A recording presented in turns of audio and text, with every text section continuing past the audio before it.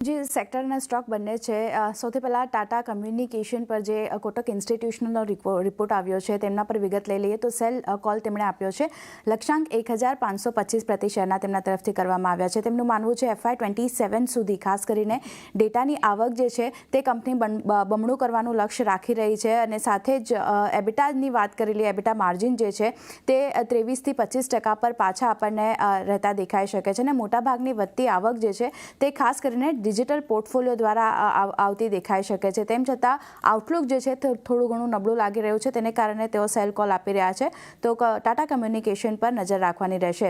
Overall banking sector પર CLSAનો report આવ્યો છે. તેમનું માનવું છે કે પ્રાઇવેટ બેંક હવે સારા રિટર્ન્સ આપી શકે છે આવનાર દિવસોમાં અને પ્રાઇવેટ બેંક્સનું બિઝનેસ આઉટલુક ખાસ કરીને સુધર્યું છે. રેપો રેટ કટ જો આવે છે તો ટૂંકા ગાળે થોડું ઘણું રિસ્ક રહી શકે છે પણ ઓવરઓલ જે આઉટલુક છે તે પોઝિટિવ છે અને લાર્જ કેપમાંથી તેમને ICICI બેંક પસંદ પડી રહી છે તો ઓવરઓલ બેન્કિંગ સેક્ટર પર પણ નજર રાખવાની રહેશે. એમાંથી જ એક્સિસ બેંક પર ખાસ કરીને નોમુરાનો રિપોર્ટ આવ્યો છે. તેમણે બાયકોલ આપ્યું છે એક્સિસ બેંક પર. ટાર્ગેટની વાત કરીએ તો 1250 પ્રતિ શેરના કર્યા છે તેમણે.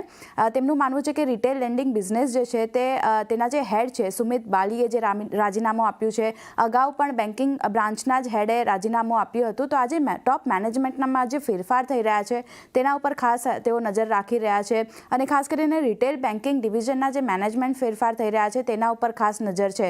ટૂંકા ગાળે ગ્રોથ આઉટલુક પર આ મેનેજમેન્ટ ફેરફારની અસર થાય છે કે નહીં તેના પર પણ ખાસ ફોકસ રાખવાનું રહેશે પણ ઓવરઓલ જે ગ્રોથ છે તે બેંક બતાવી શકે છે તેને કારણે તેઓએ બાયકોલ આપ્યો છે. એક્સિસ પર ફોકસ રાખવાનું રહેશે. અને છેલ્લે અદાની પોર્ટની વાત કરી લઈએ તો અહીંયા કોટક ઇન્સ્ટિટ્યુશનલનો રિપોર્ટ આવી રહ્યો છે. બાય કોલ તે આપી રહ્યા છે. લક્ષ્યાંક વધાર્યા છે 1650 પ્રતિ શેરના કર્યા છે.